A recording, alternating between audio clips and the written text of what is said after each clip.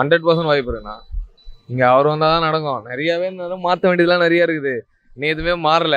அவர் வந்து எதனா மாற்றம் நடக்கும். அதனால எனக்கு மாதிரி எக்ஸ்ட்ராஸ் நிறைய சப்போர்ட் இருக்கு. கண்டிப்பாக நடக்கும். எதனா ஒரு மாற்றம் வரணும் தானா. இருக்கிறது அப்படியே இருந்தா வேலையே ஆகாது.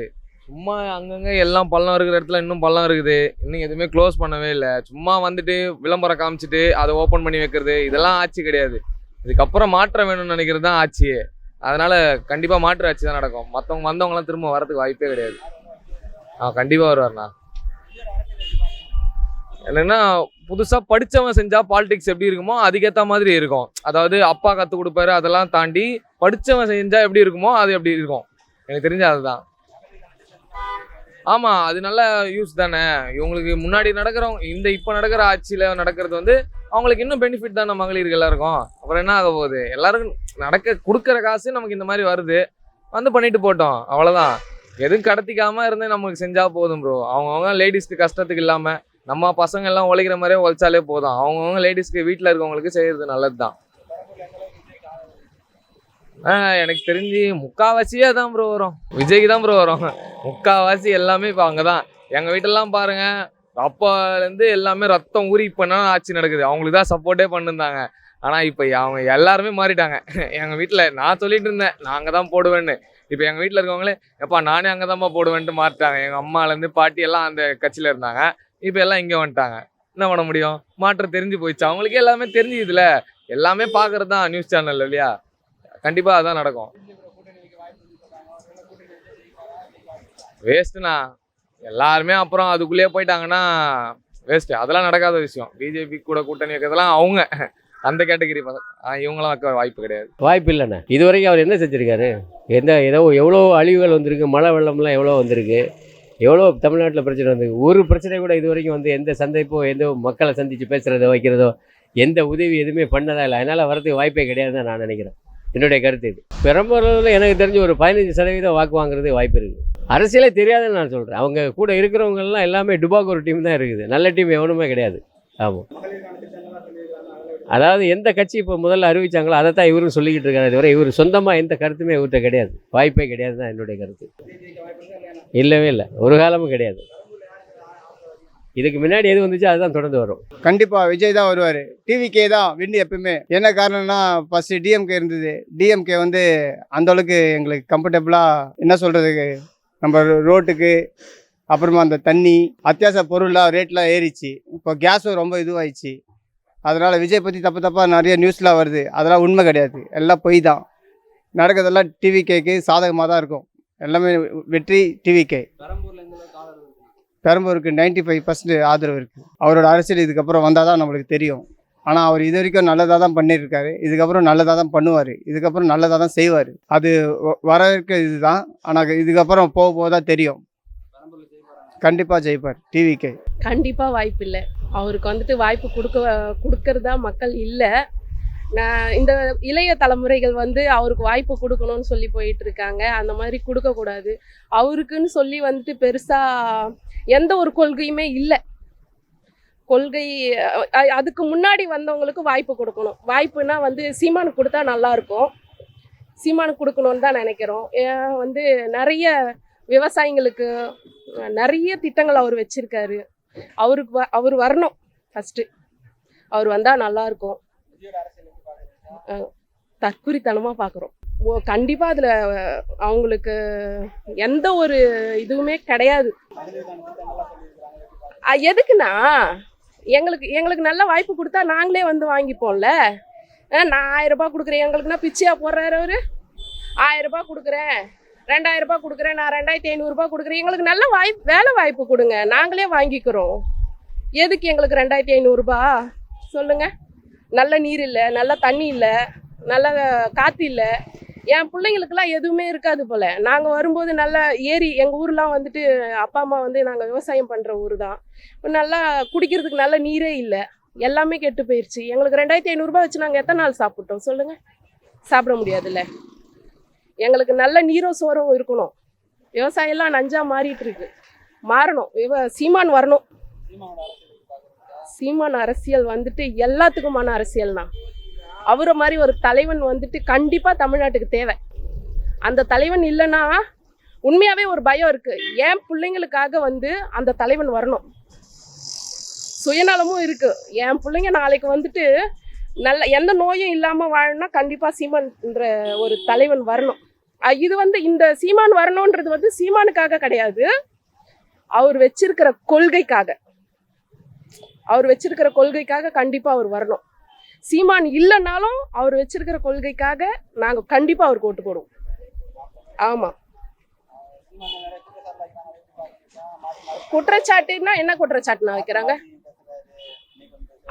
அப்படி கிடையாதுண்ணா. இவங்கெல்லாம் வந்துட்டு கரெக்டாக இருக்காங்களா? அவர் மேலே குற்றச்சாட்டுன்னா என்ன குற்றச்சாட்டு நீங்கள் சொல்கிறீங்க?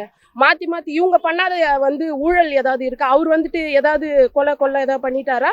ஏதாவது வந்துட்டு நிறைய லஞ்சம் அந்த மாதிரி ஏதாவது வாங்கியிருக்காரா? ஏதாவது இருந்தால் சொல்லுங்கள். எதுவும் கிடையாது. சும்மா ஒரு பொண்ணை வச்சு இது பண்ணி பேசுறது, அதுக்கப்புறம் வந்துட்டு மாற்றி பேசுகிறாருன்றது. கரெக்டாக பேசுகிறாரு அந்த மனுஷன். எப்போவுமே கரெக்டாக பேசுறது வந்துட்டு கஷ்டமாக தான் இருக்கும் கேட்குறது. நல்லதை சொல்லும்போது கேட்டுக்கிறது கஷ்டமாக தான் இருக்கும். பட்டாதான் புரியும். கண்டிப்பாக ஜெயிப்பாருண்ணா. இந்த தடவை இல்லைனாலும் அடுத்த தடவை கண்டிப்பாக அவர் ஜெயிப்பார். எல்லாமே பண்ணுவார். நான் அவர் இப்போவே என்ன பண்ணலன்னு நீங்கள் நினைக்கிறீங்க? எல்லாத்தையும் பண்ணிட்டு இருக்காரு. எல்லா இடத்துலையும் அவர் தான் குரல் கொடுக்குறாரு. இப்போ மக்கள் வந்துட்டு ஒரு பிரச்சனைனா சீமானை கூப்பிட்டா வந்தால் சரியாயிடும். ஒரு கிராமத்தில் கூட எங்களுக்கு ஒரு பிரச்சனைனா சீமான் வந்தாருன்னா அந்த இடத்துல அந்த பிரச்சனை சரியாயிடும் அப்படின்னு நினைக்கிறாங்க. ஏன் அவர் வரக்கூடாது சொல்லுங்க? கண்டிப்பாக அவர் வரணும். மக்கள் இருக்கு. பெரம்பூர்ல வந்துட்டு மக்கள் வந்துட்டு எந்த அளவுக்கு இருக்காங்கன்னு இன்னும் தெரியல. படிச்சவங்களே வந்துட்டு விஜய்க்கு ஓட்டு போடணும்னு சொல்றதுதான் வந்து கொஞ்சம் கஷ்டமா இருக்கு. விஜய்க்கு வந்துட்டு ஓட்டு போடக்கூடாது. கண்டிப்பா சீமான் வரணும்னா பெரம்பூர் தொகுதியிலயும் வந்துட்டு நாம் தமிழர் கட்சி ஜெயிக்கணும். ஜெயிக்க வாய்ப்பு உண்டு. அவர் வரணும். சொல்றதெல்லாம் பண்ணால் சந்தோஷம்தான், பண்ணலனாலும் கஷ்டம்தான். சொல்லியிருக்காரு 2500 தரேன்னு. பெரம்பூரில் எனக்கு தெரியல, ஆனால் நாங்களும் எல்லாரும் ஓட்டு போடுவோம். நின்னா ஜெயிக்கிறதுக்கு வாய்ப்பு ரொம்ப கம்மி தான். இது பார்த்தீங்கன்னா கடந்த 9 தேர்தலில் இங்கே வந்து திமுக ஜெயிச்சிருக்காங்க. ஏற்கனவே பார்த்தீங்கன்னா ஒரு 2 தேர்தலில் அதிமுகவும் 3 தேர்தலில் கம்யூனிஸ்ட் பார்ட்டி ஜெயிச்சிருக்காங்க. இந்த தொகுதியை பார்த்தீங்கன்னா இப்போதைக்கு சென்னையில் வந்து ஒரு பெரிய தொகுதி. இந்த தொகுதியில் நிறைய மாற்றங்கள் இன்னும் கொண்டு வரணும். இந்த தொகுதியை பற்றி நல்லா புரிஞ்ச ஒருத்தர் வந்தால் இந்த தொகுதியில் கண்டிப்பாக ஜெயிக்கலாம். ஏற்கனவே பார்த்திங்கன்னா இந்த தொகுதியில் திமுகவில் வந்து எம்எல்ஏக்கள் செய்கிறத விட இந்த மெம்பர் ஆஃப் கவுன்சில்ஸ் வந்து நிறைய விஷயம் பண்ணியிருக்காங்க. குறிப்பாக இந்த வட்டமே பார்த்திங்கன்னா 44வது வட்டம். இந்த வட்டத்துடைய கவுன்சிலர் வந்து சர்வஜயதாஸ் வந்து நிறைய விஷயங்களை முன்னெடுத்திருக்காங்க. அந்த ஒரு முன்னெடுப்புக்காகவே வந்து இங்கே ஓட்டு வந்து கண்டிப்பாக திமுக இருக்குது. இதையெல்லாம் தாண்டி வந்து ஒரு இன்னொருத்தர் வரதுங்கிறது ரொம்ப கஷ்டம் தான். விஜயோடைய அரசியலை பார்க்கும்போது ஒன்று தமிழ் தேசியம்னு சொல்லணும், இல்லைனா திராவிடம்னு சொல்லணும். ஆனால் அவர் வந்து தமிழ் தேசியமும் திராவிடமும் 2 கண்ணுன்றாரு. இன்னும் ஒரு நல்ல அரசியல் புரிதல், நல்ல அரசியல் பக்குவம் வரணும். இந்த தேர்தலில் அவங்க போட்டி போட்டு அவங்க ஜெயிக்கிறாங்களோ, அவங்க நிறைய தோக்குறாங்களோ, அவங்க நிறைய பாடத்தை கற்றுப்பாங்க. அடுத்த 5 வருஷத்தில் ஒரு நல்ல அரசியல் பக்குவத்தோட அடுத்த தேர்தல் அவங்க எதிர்கொள்கிறது ரொம்ப நல்லது. தாவேக்காவுக்கா பெரம்பூரில் பார்த்தீங்கன்னா அவங்களோட ஸ்ட்ராட்டஜி பார்க்கும்போது 44,000 உறுப்பினர்கள் இருக்காங்க அப்படின்னு சொல்கிறாங்க. அந்த 44,000 உறுப்பினர்களில் எத்தனை பேர் அதில் வந்து வாக்குரிமை பெற்றவங்கன்னு நமக்கு தெரியாது. அவங்க என்ன ஸ்ட்ராட்டஜியில் பெரம்பூரில் இறங்குறாங்கன்னு தெரியல.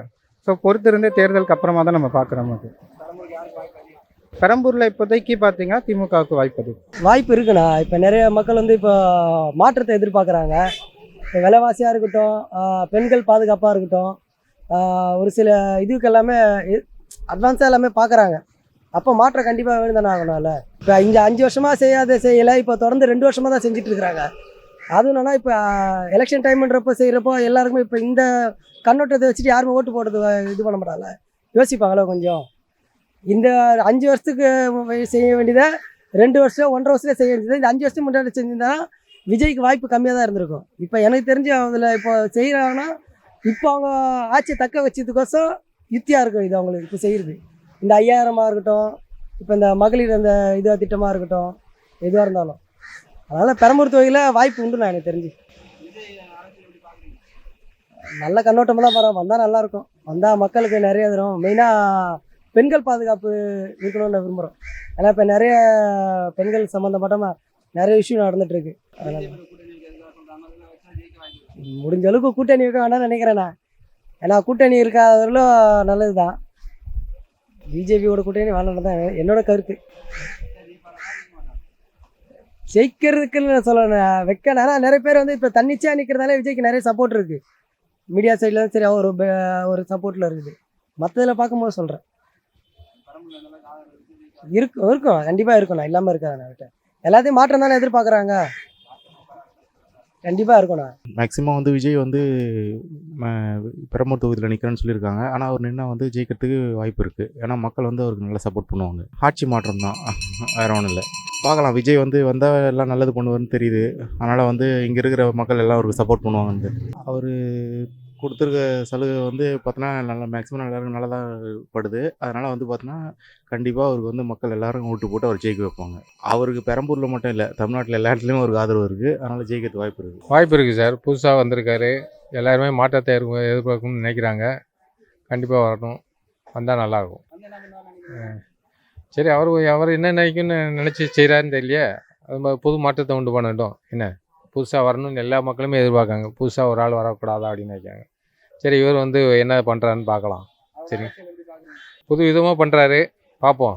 எல்லாம் இலவசங்கிறாரு, அதை எப்படி இது பண்ணுறாருன்னு தெரியல. நல்ல முறையில் பண்ணால் நல்லாயிருக்கும். வருங்காலத்தில் ஒரு இது இருக்கும் அவருக்கு. பெரம்பூரில் அவங்களுக்குரிய ஓட்டுன்னு இருக்குல்ல, கிறிஸ்டின்ஸுன்னு ஓட்டு இருக்குல்ல, அந்த ஓட்டு அவங்களுக்கு கண்டிப்பாக வரும். சரிங்களா? ஆமாம், கண்டிப்பாக உண்டு. ஏன்னா அவரும் அமித்ஷாவும் அதைத்தான் நினைக்காரு, இவரும் அதைத்தான் நினைக்காரு. ஏன்னா காங்கிரஸோட கூட்டணி வைக்கலாம்னு நினச்சாரு, அது இல்லாமல் போச்சு. இப்போ மறுபடியும் அமித்ஷா கூப்பிட்டு பேசுகிற லெவலில் இருக்கிறாரு. அது கண்டிப்பாக நடக்கும். இன்னும் ஒரு வாரத்தில் ரிசல்ட் வரும். அதுக்கு பிறகு ஜனநாயகன் படம் ரிலீஸ் ஆகும்.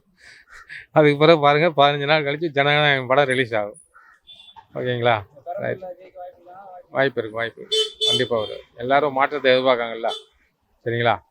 கண்டிப்பாக இருக்குது. கண்டிப்பாக ஜெயிப்பார். காரணம்னா எல்லாம் புதுசாக எதிர்பார்க்குறாங்கள, ஒரு மாற்றத்தை எதிர்பார்க்குறாங்க. அதனால் கண்டிப்பாக ஜெயிப்பாருன்னு நினைக்கிறேன். அவருக்கு இருக்குது ஒரு 60% இருக்குது அவருக்கு ஆதரவு. அது வந்த பிறகு தான் தெரியும். அது இப்போதைக்கு இவங்க 2 பேருக்கு மாற்றாக ஒன்று புதுசாக வந்தால் நல்லாயிருக்குன்னா இவர் விஜய் தான். கண்டிப்பாக ஜெயிப்பாருங்க. வாய்ப்புகள் இருக்குது. ஏன்னா கிறிஸ்துவ ஓட்டு ஒரு 45% இருக்குதுங்க. அதனால் நின்னாருன்னா ஜெயிக்கிறதுக்கான வாய்ப்புகள் இருக்குது. ஆனால் இருந்தால் கூட அவர் இன்னும் வந்து பார்த்திங்கன்னா அந்த பூத் லெவல்லையும் அந்த அடிப்படையான தேவைகள் அவர்கிட்ட இல்லை. அது ஒன்று. ரெண்டாவது, இன்னும் அவர் மக்களை சந்திக்கலை.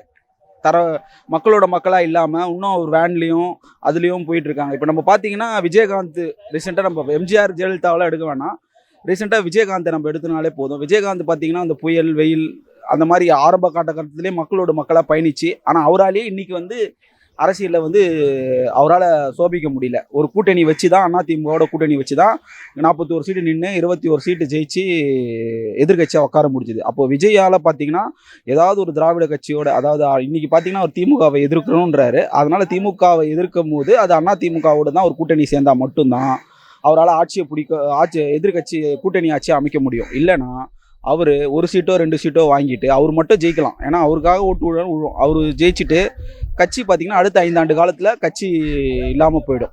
அது பெரம்பூரில் வந்து ஆதரவுன்னு பார்த்தீங்கன்னா, அதான் மக்கள் பார்த்திங்கன்னா ஒரு நடிகர்ன்ற முறையில் ஓட்டு போடுவாங்க.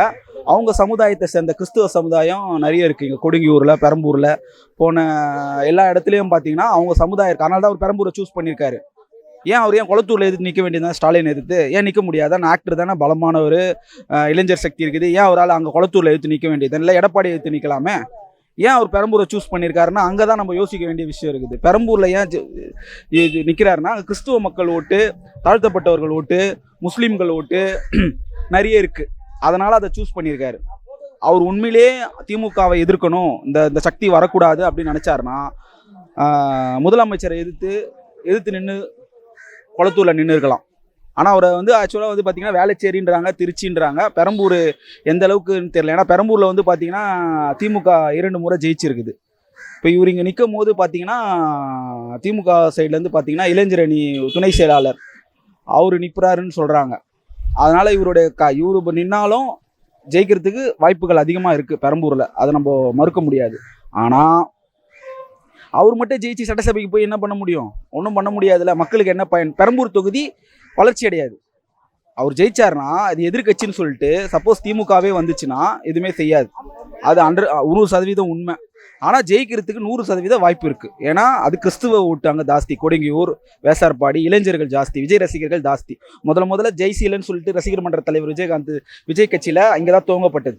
விஜய் ரசிகர் அதிகமாக இருக்கிறதும் பெரம்பூரில் தான். இது விஜய் கட்சிக்காரங்களுக்கே தெரியாது. ஏன்னா நான் ஒரு அதிமுக தொண்டன். அதிமுகவில் ஒரு பகுதி துணைத் தலைவராக இருக்கேன் திருவிகா நகரில். அதனால் எங்களுக்குலாம் தெரியும் எந்தெந்த பூத்தில் எவ்வளோ ஓட்டு இருக்குது என்னன்னு இருக்குது. அவங்க ரசிகர்கள் அவங்க ஓட்டு தான் அங்கே பெரம்பூரில் விழும். இதுதான் விஜயோட சரித்திரம். என்னுடைய கருத்து என்னன்னா, விஜய் உண்மையிலேயே திமுகவை எதிர்க்கிறாரு அப்படின்னா கண்டிப்பாக அதிமுகவோட கூட்டணி வச்சாருன்னா அவர் கண்டிப்பாக உண்மையிலேயே திமுகவை எதிர்க்கிறாருன்னா அதிமுகவோட கூட்டணி வைக்கணும். எனக்கு தெரிஞ்சு அவர் திமுக வெற்றி வாய்ப்புக்கு தான் வழிவகுக்கிறாரு. ஏன்னா அவங்களுடைய மனைவியும் அவங்களுடைய சொந்த பந்தமும் ஸ்ரீலங்காவில் நம்ம கனிமொழியோட சொந்தக்காரங்க தான். அவங்க ஆக்சுவலாக பார்த்தீங்கன்னா டிஎம்கே ஃபேமிலியோட அவங்க ரிலேட்டடாக தான் இருக்காங்க. விஜய் உண்மையிலே திமுகவை எதிர்க்கிறாருன்னா அவர் அதிமுகவோட தான் நிற்கணும். அப்படி அவர் நின்னாருன்னா அதிமுக விஜய் வெற்றி பெறுவார். இல்லைன்னா விஜய் நீங்கள் எழுதி வச்சிங்க, அடுத்த 5 ஆண்டு காலம் விஜய் கட்சி ஒன்று இருக்காது. ஏன்னா இந்த அதிமுக திமுக இங்கே 2 மட்டும்தான் இங்கே பலமாக இருக்கும். தமிழ்நாட்டில் ஒரு பூத் லெவலில் போனீங்கன்னா இவங்க தான் பூத் கமிட்டி மெம்பர்ஸ் இருப்பாங்க. விஜயில் தாவகைக்கால எத்தனை பேர் இருப்பாங்க சொல்லுங்கள்? இருக்க மாட்டாங்க. ஏன்னா பூத் கமிட்டி தான் வேலையே. அதுதான் கட்சியோட நீ மக்கள்கிட்ட போகலாம், ஓட்டு கேட்கலாம், மக்கள் எல்லாரும் போடுவாங்க. பூத் லெவல்ன்னும் போது அதிமுக திமுக மட்டும்தான் பூத் லெவலில் உட்காருவாங்க. இது 100% உண்மை. அந்த அடிப்படை அவருக்கு அது தெரியல. இன்னொரு அடிப்படை என்னன்னா, அவர் இன்னமும் ஆக்டராகவே இருக்கார். இன்னும் மக்களை சந்திக்கலை.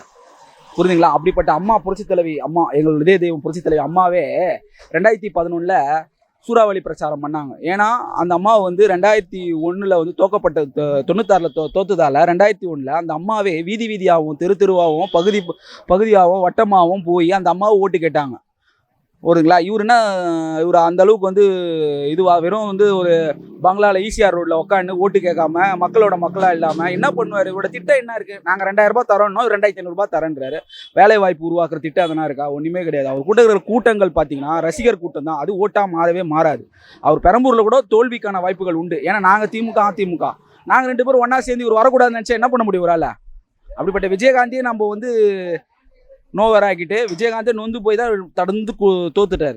அப்படிப்பட்ட விஜயகாந்த் அவர் செய்யாத நன்மைகள், அவர் செய்யாத ஒரு எதுவுமே கிடையாது. நல்லா பண்ணுறாங்க. விஜயகாந்த் எனக்கு தனிப்பட்ட முறையில் நான் பார்த்தீங்கன்னா அதிமுகவில் மிகப்பெரிய ஒரு இதில் இருக்கிறேன். தொண்டனா ஜெயிக்கலாம். ஆனால் ஜெயிக்கிறதுக்கான வாய்ப்புகள் அதிகமாக இருக்குது. ஆனால் அது திமுக எந்த அளவுக்கு பலம் பொருந்திய வேட்பாளர் நிற்கிறாங்களோ அதிமுக தரப்பில் எந்த அளவுக்கு பலம் தான் ஓட்டு பிரியும். இப்போ சீமான் சைட்லேருந்து ஒரு ஓட்டு பிரியும்.